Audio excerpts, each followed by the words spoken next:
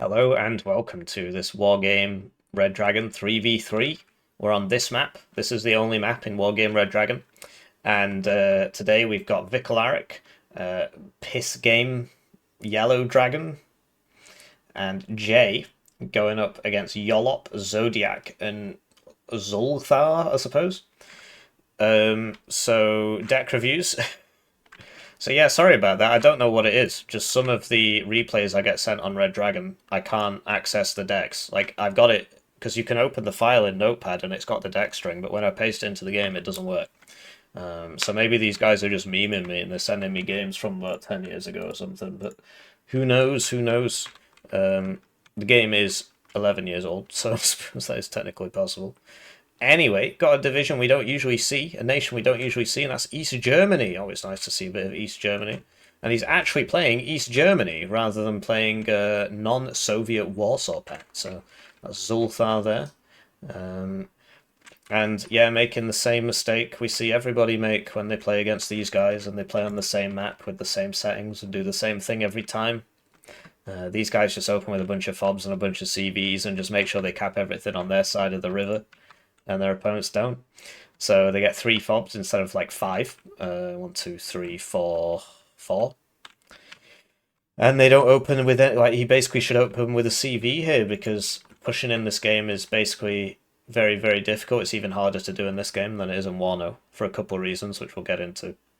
And so you want to open with a bunch of CVs and just cap, and then obviously there's a flipping river, which doesn't help. And then just sit there. So yeah, big mistake, big mistakey. But what could I say? I mean, it's like, yeah, these things happen in life. You know, you do a like a 5-year degree or something, and you get out, and they're like, job, what job? Should have become a YouTuber anyway. Um, so yeah, Zodiac and Yolop are playing Soviet Union. There is less on Pact than there is on NATO. But you can play as China and stuff, and generally a lot of people play as the Soviet Union because it's basically got everything. Um, so yeah, they're opening with a like you can't really drag box stuff, so we don't really know where it's all going. But you know, you got some AA here. This Zalo thing is pretty cool. It's actually a wheeled thing with a gun, but that's not in Wano because they only made a couple of them. Unlike World War Three, which they made loads of. They made loads of World War Threes. That thing really happened. And this thing they only made a couple of, so you're not allowed it. They made 0 World War Threes, right? Anyway, a bunch of BTRs basically and some T-72s. You don't get much from the deployments in this game because I can't tell you where they're going. I can't even tell what's in the transport. So, but yeah, 1 CV hopefully for Echo. But yeah, being behind on the points every time, every time. Switching to their opponents, we've got Piss Dragon, and he's playing as Blue Dragons. That's one of the coalitions. It's Japan and South Korea. So you got South Korean tanks. The K1s are really nice for the price. Blue Dragons is actually quite fun to play. And then Vicolaric, who called his deck, because I could see the name, I just can't access it. So yeah, I wanted to do a deck review here, but for whatever reason it just doesn't work. I don't get it. I mean, I own all the DLC and stuff. I got this deck out of the notepad file. This is the deck content, 1-to-1. I've copy-pasted it. I've not made any mistakes. And it just doesn't, apparently it's not real, so sorry. Keir Starmer, but it's not actually just Britain. It's got it's the Anzac, so they've got the sorry, it's Commonwealth, so it's got Canada and the other one, Anzac, which is Australia and New Zealand. So, and then we've got Jay, who's also, in fact, I think he might be pure Britain actually. So he's got a bunch of Saxons. Yeah, I don't see any Commonwealth units, so he's pure Britain. Interesting. Looks like he's going to try and run across the bridge at the start. That never goes well. He's not brought any AA, so some plane's probably just going to blow him up. Let's find out, shall we? Right, so they're off, and it's time for me to thank the generous channel joiners, generously joining the channel. They get their names on the screen, they get the videos early, they get members exclusive videos. On join at the lowest levels with 2,000 views in ad revenue equivalents. At the highest levels, you get your games cast at a rate of 1 per calendar month. So, great way to support the channel.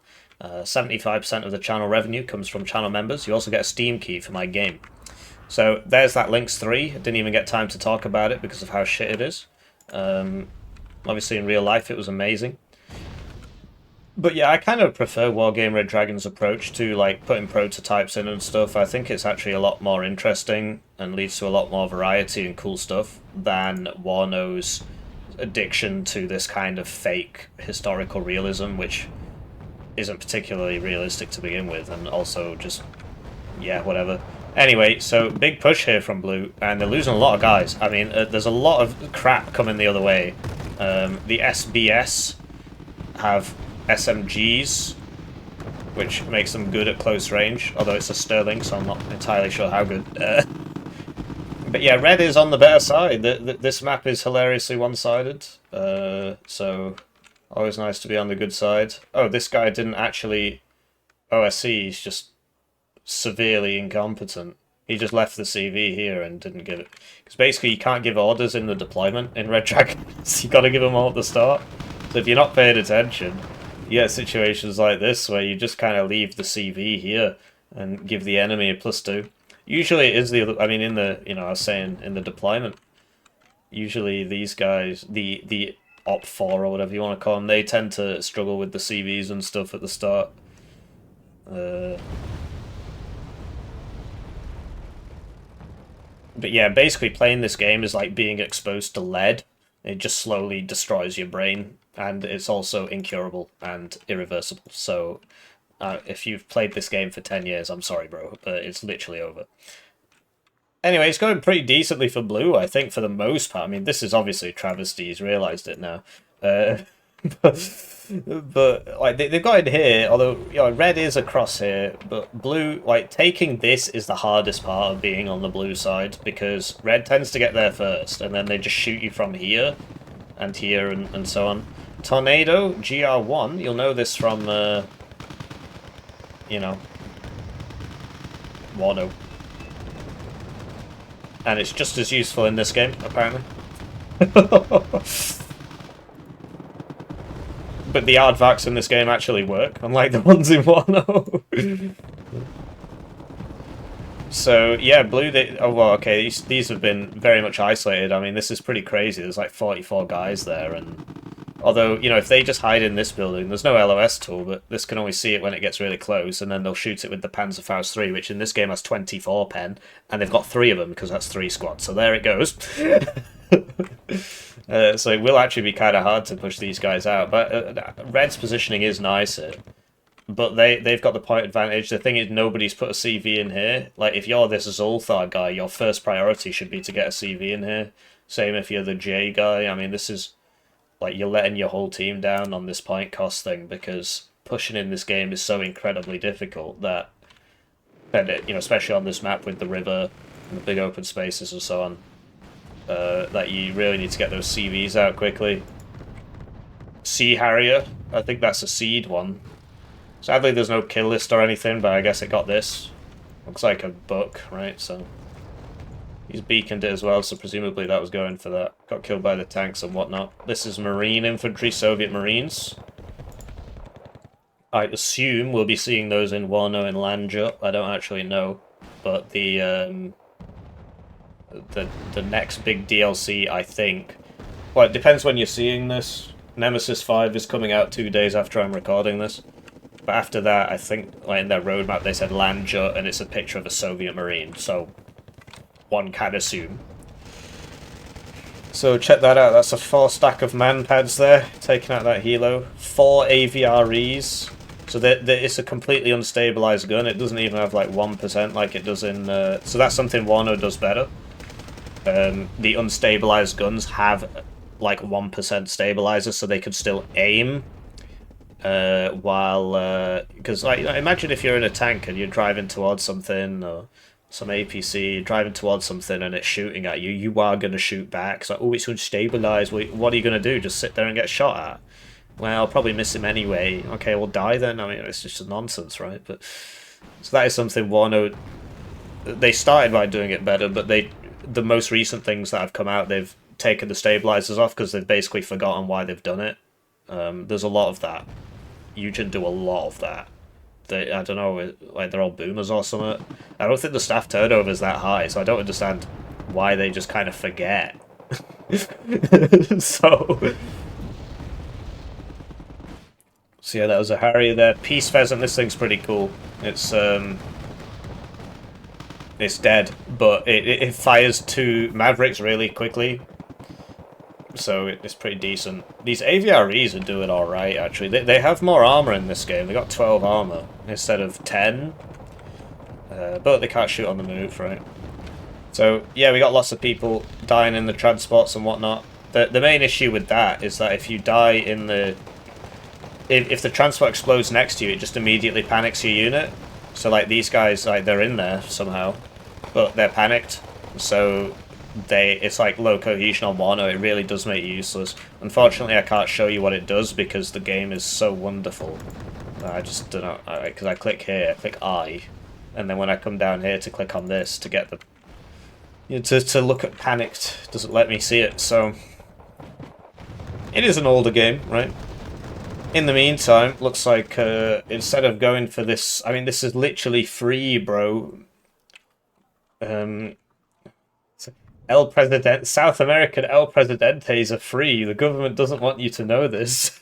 I kidnapped one yesterday. All you got to do is put 1 CV there, and then you're ticking. I mean, they're ticking anyway, but you could be on a +2. Do you not want to be on a +2? How much is it going to cost you? 100 points? Right? Nah, why win when we can lose? But yeah, basically, in this game, playing as just the UK is really bad. Because the warriors are also unstabilized, so they don't shoot while moving either. And playing as Commonwealth isn't so bad, because like the Canadians and the Anzacs do fill some holes. So like the Anzacs have nice infantry, and the Canadians have like leopard tanks and the mechs and stuff like that, and the ADATs like better AA. So Britain's got bad AA in both games. Can't be anything to do with the real life situation, of course. It's just what clear bias, clearly. Is that firing while moving? Yeah, it's got a stabilizer on it. On the Arcan. That's interesting. So yeah, there are things this game does better, like with helicopters and stuff, and things like that. Like the ATGMs will keep going if the helicopter moves a bit, whereas in Wano it takes ages. It's got to stop, and then it's got to turn, and then it's got to shoot, and if it moves, it just immediately flies off into the stratosphere. So yeah, some things are better, some things are worse, and it can be quite a frustrating comparison, because it's like, well, why didn't you just leave all the bad stuff and bring over all the good stuff? But I don't know. Like, they make good games. It's just that last kind of 10% is just never there. So in Wano, the single player content is like basically garbage, right? There's no campaign. Well, it's just this army general thing where it's like some AI image of a general pops up and he's like, you got to take the town, and you press OK, and then you move the little pips on the map, and then you zoom into a tactical battle. And I personally don't find it very appealing. I know there's people who literally do just play that all day. So there's like just that last little bit that they just don't seem to have. And having made a game, making a game, it's on Steam and so on, right? Channel members, etc. Get a key if they sign the petition. They just got to fill out a form, so I know where to send it, basically. That last like making the bulk of the game isn't the hard part. It is that last bit, and the more and more you are towards that bit, the more and more time it takes to get it right. So you can make like basically a tech demo in like a week. Making an actually good game might take you a year, right? And all this, do you know what I mean? Like adding the art and the textures and stuff. Of course, that does take a lot of time, but it's that little bit of polish at the end, just like making it a good game. That's the hard part. These higher bungers are still here. They've been there for ages, but I mean the mindset, like, let's just drive all the vehicles at least these guys are loaded. But yeah, Okay, so they got out of the range of that, so that wasn't panicked. So you'd expect because this is basically the Soviet equivalent of this. It costs less because these guys have Panzerfaust 3s, but you know, same number of guys, right? And the machine guns in this game are all different, so I don't actually know how good the K3 is compared to the... I don't even know what a K3 is compared to the RPK. They look identical, actually. Like, not all of them are different. Yeah, they're the same. 519. 594. No, this fires faster. Oh, but look, he put some more higher bungers in. And then nobody has still capped this. I don't know, it's really...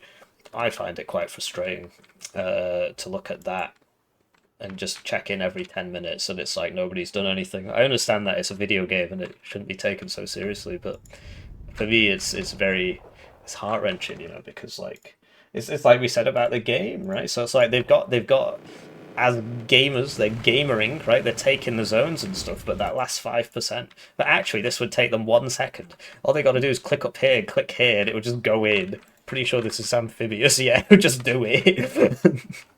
Why bother? And blue is the same for blue. Any of the 6 players in this game could just take this zone. Well, whatever. We got 40 minutes to see if they notice.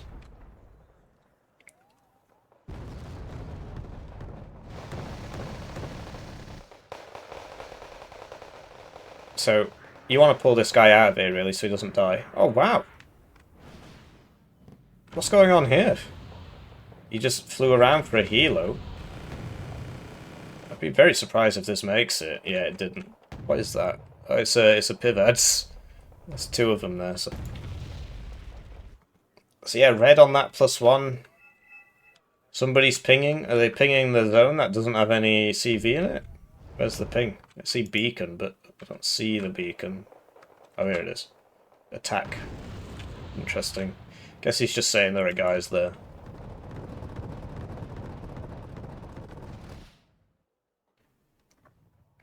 But yeah, it'd be cool to see a game like this with like randomly generated maps, like semi-randomly generated maps, like in Age of Empires, because a big part of Wargame, Warno, Broken Arrow, Steel Division is just learning the maps.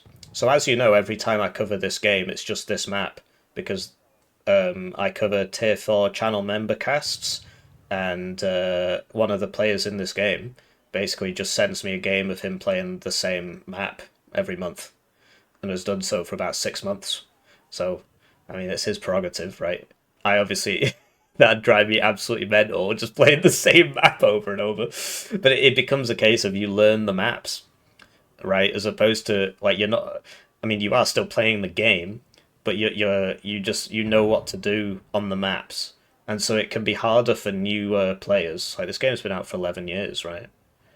It can be very hard for newer players to break in, because even though they're actually mechanically okay at the game, they haven't just played the same map 100 times. And so the way games like Age of Empires fix that is that they have like semi-random maps. So like, yeah, you can still play on like the forest map, but it'll put the gold and the stone and the resources will be in slightly different places. The choke points will be in slightly different places, and it just really helps on the kind of novelty front. But then again, the reason why I'm saying that is because I'm like reasonably good at adapting to new maps, so I guess I would have an advantage there. But I just think it's more fun. It's obviously they would have to put a lot of time into a system like that, and it would lead to very imbalanced maps sometimes, right? But we have very imbalanced maps anyway. But yeah, you could make like a seeded map generator, and you know it uses some kind of noise function to generate the height map, right? And then it could just draw a bunch of random roads on it and put a load of random zones in, judged by some criteria that's like distance from both sides spawns. And I think that would be very, very cool. Because it's the same with shooters and stuff. Like, the actual shooting bit, that's not what bores you, right? Because obviously then you just go and buy next year's shooter and it's the same. You right click, then you left click. Incredible. Sometimes you press Q and E to lean around corners. after killing one guy and firing 2 bullets, you reload your gun. Every game it's the same, but so like, why are you buying that new shooter? It's because of the maps, right? And it's just like, it's different enough. It's not the shooting you're getting bored of, so. And that's why map editors come in. Did I mention my game has a map editor with Steam Workshop support? Anyway, the Gurkhas are coming in here. So Gurkhas 90 they're like those higher bunga guys, but they've got SMGs instead of rifles. So if they get in close, like they've got less range, but if they get in close, they will absolutely delete you. Very, very cool unit, actually. You do have to pay for them. When I used to play this game as Britain, I would just spam the regular rifles. I'm not sure if that... Like, at the time, it seemed like the most cost-effective option. I'm not sure if it is, actually, but... Yeah, these guys, they need to get in the house. I mean, realistically, he should have just waited until he got his mana back. Right? His cohesion, I mean. It's an interesting M48 tank. And yeah, you get the Challenger 1 Mark 1 in this game. You don't get that in Wano because, ooh, they were all upgraded to Mark 2. Okay. You get less variety because it's more realistic in your World War III simulator. Incredible. So look, both sides have had the brainwave at the same time. Something retarded going on here. But, like, this isn't stopping. So it's not actually capped it, but now this is coming in, and that's... So it's just going to be in the same position. But it does look like Red have the advantage, and it's like this side of the map is just way better. I've seen this map so many times, it's just the same thing happens every time, basically. They come over here, they take this, and they sit there. Whoa, incredible. You come over this big open field, they shoot you. You come across this, they shoot you from all these places. But blue is winning here. They, you know, will eventually get to this building, presumably. And they're getting in over here. And there isn't actually that much here that can stop them. I mean, it depends if they unload these transports. Like, this Zodiac and Yolop guys, they've lost so many... This thing has killed so many people, it's unreal. Look at all these wrecks. 1, 2, 3, 4... That was the seed plane from before. I think that might be the plane there. And, like, you know, like 5 maybe...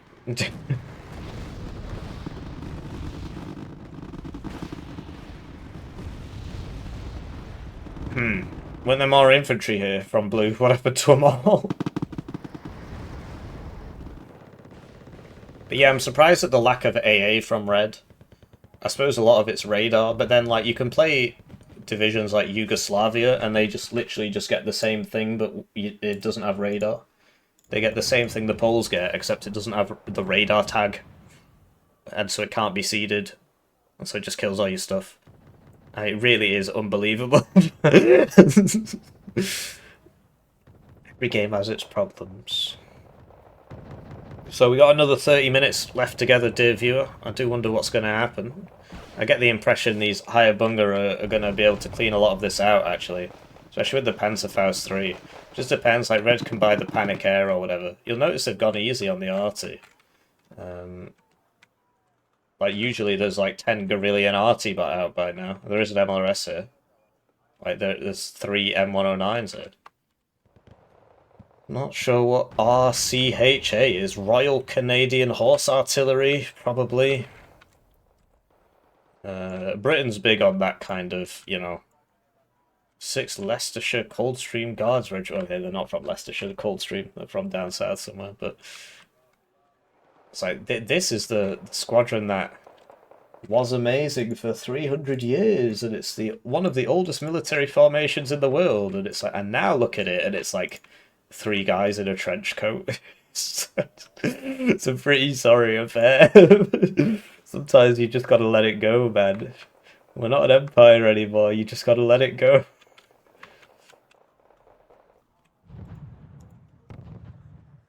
The Queen's Own Fusiliers Guard.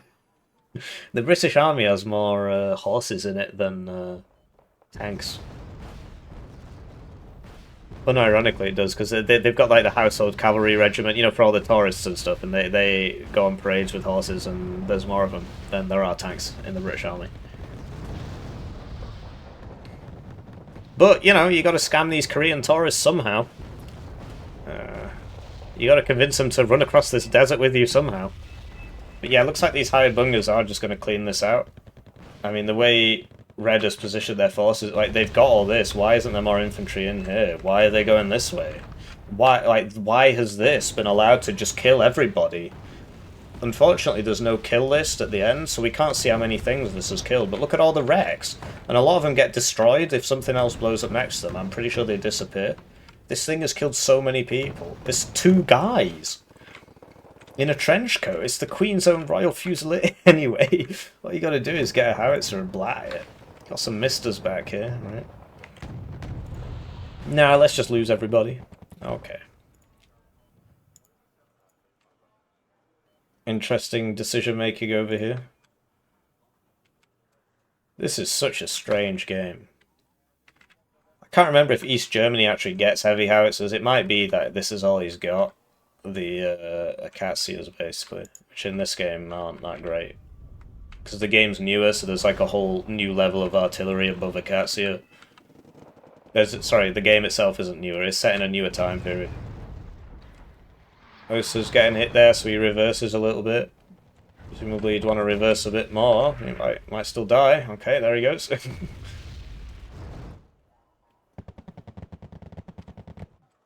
So, still on that +1 from Red. Nothing's really happening here.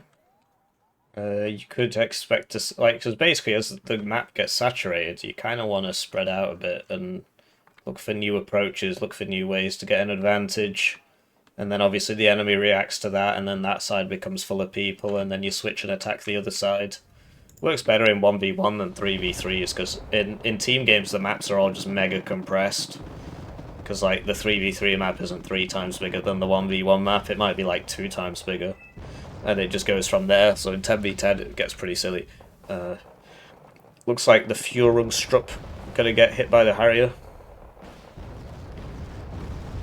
No, they didn't. They missed. So a lot of it is also just trying to concentrate for long periods of time. This Chu Mat has killed so many things. Look, he just hit that T-72B on the side, so that's going to be a mortally wounded T-72B now. 8 side armor.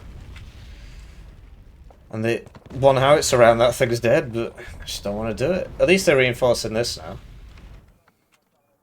But generally, it always turns into a big slog because of the river. It just slows everything down. And the big open fields either side of the river. I mean, there's a bit here that's, you know, like, you can get across that maybe. But everywhere else, just big open fields. Everybody's pinging. Both sides pinging. Looks like these lighter Schutzen. Yeah, a lot of them just died there, like 2 squads. Royal Marines are they're actually elite, like they're special forces in this game. Which in real life they kind of, I mean, are they? I suppose these days they kind of are, because there just aren't a lot of them anymore. So they've kind of been re-rolled into kind of more of a special forces kind of thing. But I'm sure some boffin will let me know in the chat. I doubt anybody's made it this far, honestly. So yeah, the Führungstrupp are going down there, and with that the tick will end. And then all blue has to do is get a guy in here, and because they set the lobby time to infinite time and bring 5 fobs, there's always a chance. There's always a chance. This thing costs 1,201 O-bucks approximately. It's more than twice as much. So it's more than, obviously, both these put together and times by...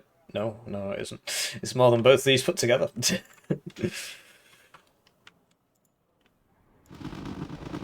VAC Regiment, you'll know those from Baldur's Gate Division. In this game, they've got Scorpions. Wow, so they're worse. Incredible. I can see a plane. There it is. But yeah, these just aren't dying. Like, there's not enough AA here. There's just, I don't know, I mean... They're just not really playing for the long game. Just not really playing for the long game here. You just gotta think. I'm in a lobby against people who just make the same lobby every single day and just do the same thing every single day. So for starters, why am I in this lobby, right? Maybe they don't know. Maybe they haven't seen him around before. They need to watch my videos. These guys, they just do the same thing every time. But if you're in that lobby and you look at that map, like, you don't even have to have played them before. You got to think to yourself, well, what's probably going to happen here? Well, they're probably just going to sit on their arse with a river between me and them for 50 minutes and blow me up with 4 fobs. Usually it's 5. So I need to plan accordingly. And you can either go for the epic rush strat, which, you know, they've done, and so far so good, right? Or you can play the long game yourself and just kind of prepare for this sort of thing and just do things like send a unit all the way around here. It might take 20 minutes to get there, but get up to here and look, right? And that's obviously why these are here.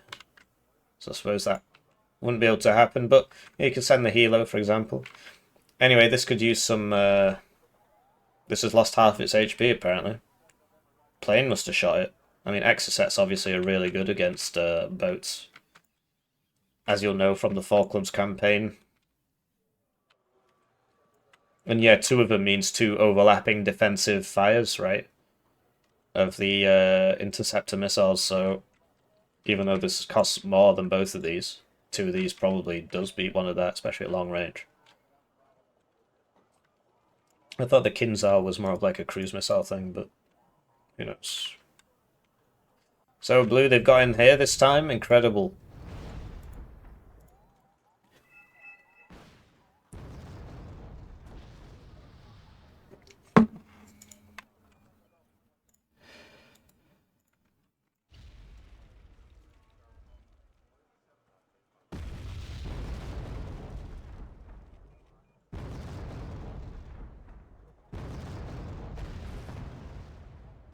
It's actually 4 leopards there. That's why. So I was like, wow, a lot of rounds came out of that. And so, yeah, they've got the max range gun for only 55 points. But the pen isn't amazing. This would be 110 Wano bucks, and yeah, it looks a lot like the Leopard 1A5 from Germany, except they've got 1 less machine gun.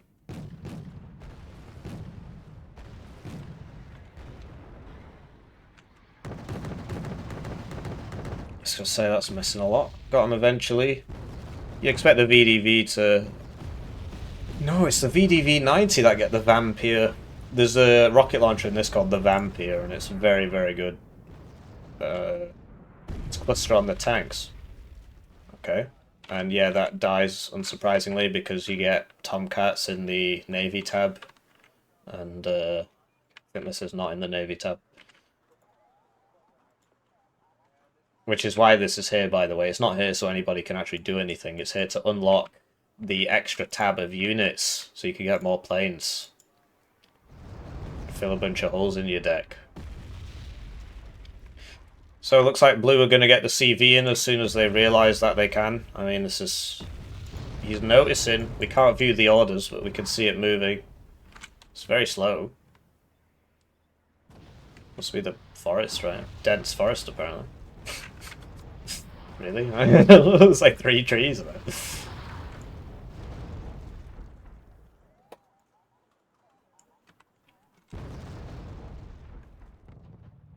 And yeah, he's not using the road because he wants to be as slow as possible. He wants to be 1/3 the speed.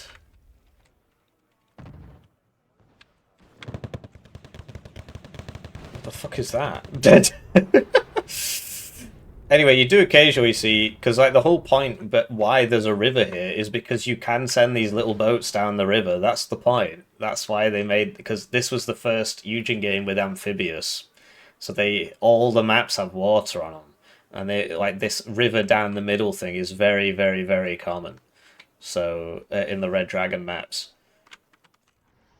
So yeah, you could send these little boats all the way down the river. I believe they can, you know, get past this choke point and actually help over here. It's rare to see it happen because, well, first you got to buy it on the opposite side of the map and then send it all the way down. But I mean, it's working.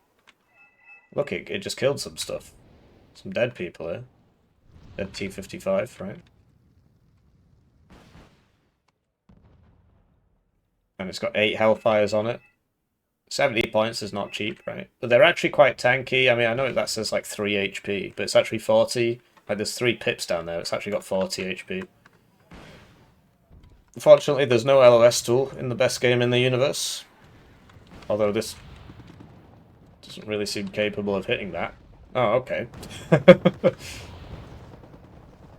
He's out of Hellfire, so really he should have turned around and got a supply once he ran out of Hellfires. I mean, obviously the game is 50 minutes long, right? Wow. So that's one way of doing it, you know, you and your mates all buy planes at the exact same second and send them all out. And, you know, this actually did cost more than 500 points. But it's always very sad to lose 500 points. That's like 4 minutes worth of income just dead there in a single unit. Should have bought the escorts, mate. You've always got to buy the escorts to stop that from happening. I don't know why people don't do it. I keep seeing that happen. Because, like I said, this guy sends me a map, sends me a replay of him doing the same thing. And so there's always a boat here.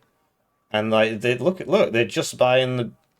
They never buy the escorts. I suppose these are. Oh, I see. He bought the escorts and he put them behind the ship. Right. Well, that's obviously really stupid. But what can I say?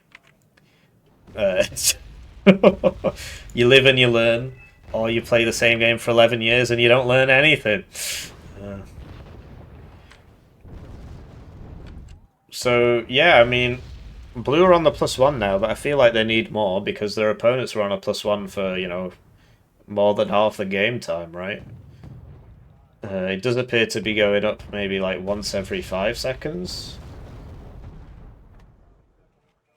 It's like once every 3 seconds. So, +1, so that's going to be 20 points a minute. Times by 17. It's probably enough, actually. 340. It's not. Although, well, no, it is.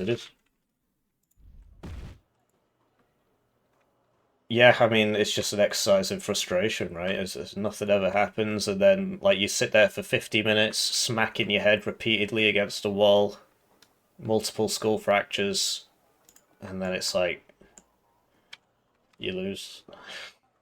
It's tough gig, team games. Anyway, you see obviously if these were in front of that, if that was getting shot, that they'd be okay. I mean, this is obviously one hell of a purchasing decision.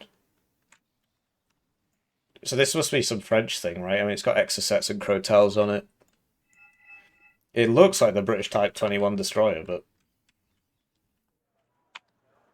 I mean, all boats basically look the same these days, right? Because they got to minimize radar signatures, so they really don't look that different. So it looks like they've spotted the CV. And there's that Navy Tab Tomcat that we've come to know and love. I'm seeing him bring it every single game. Because he always plays NATO, and NATO only has one Navy tab.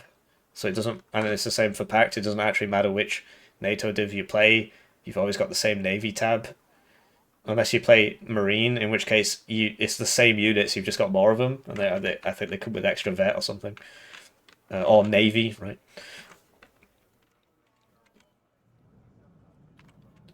So it's always just the same thing in there. Seabusters, Tomcats, and that's entirely normal, right? Why would you do anything else? I mean, the Seabuster, you always need that.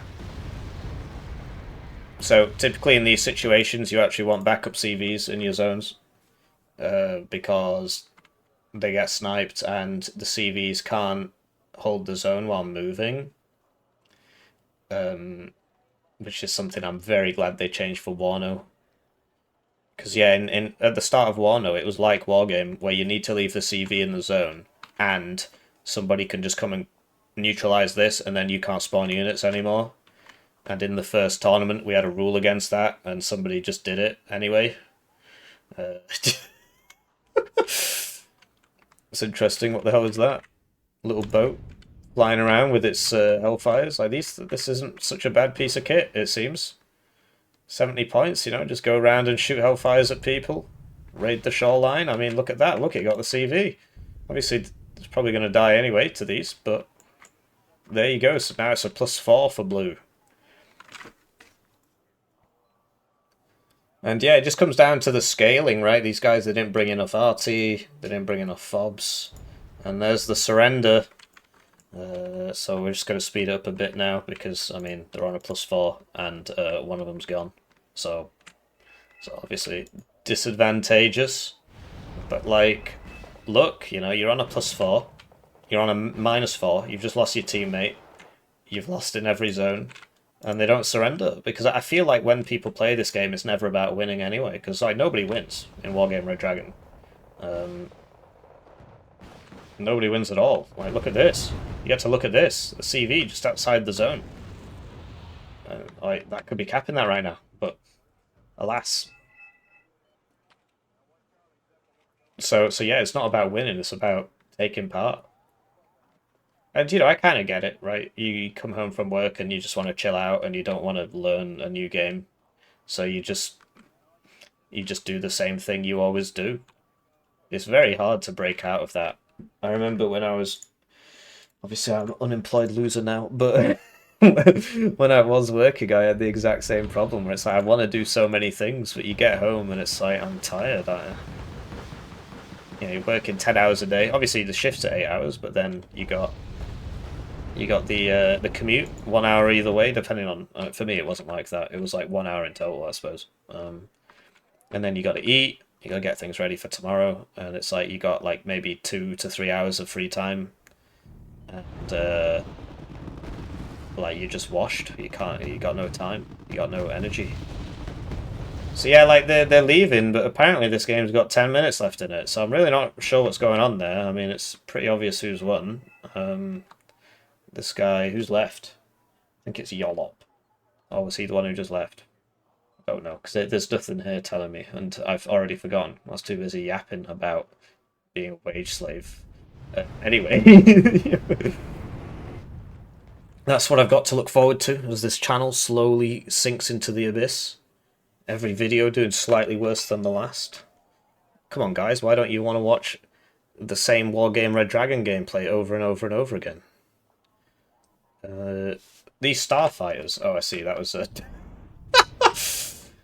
There's not the one I thought they were. You can get the starfighters, so rocket planes in Wargame Red Dragon. Like for some reason, I don't see anybody bringing them, but they're a lot cooler in Wargame Red Dragon than they are in Wano, because they fire all the rockets at once. So it just makes this kind of like smack sound, and then they all hit at once. It's actually really cool. I like them a lot. I don't know if they're meta, right? But I feel like the way because it fires, you know, direct, because it doesn't have to fly over the target to like drop the bombs. It just shoots the rockets and then you can evac it. So I feel like it's more survivable, and they do tend to be cheaper. But I'm no pro at this game. So yeah, this guy just refuses to surrender, just holds everybody hostage. I mean, no, we're just gonna speed it up. Because, like, I mean, come on, it's so Jova. Like, what's he gonna do? He can't really pay attention to everything, so we've just got some T-80s here, some Conkers. See the Gurkhas come over. It's like, you know, losing guys in their transports doesn't really matter at this point, right? Wow. They all just die into the Law 80s, which in this game have 22 pen, unlike the 20 in Wano. Yeah. So I hope you enjoyed that as much as I did. And I'll see you in the next one. GG.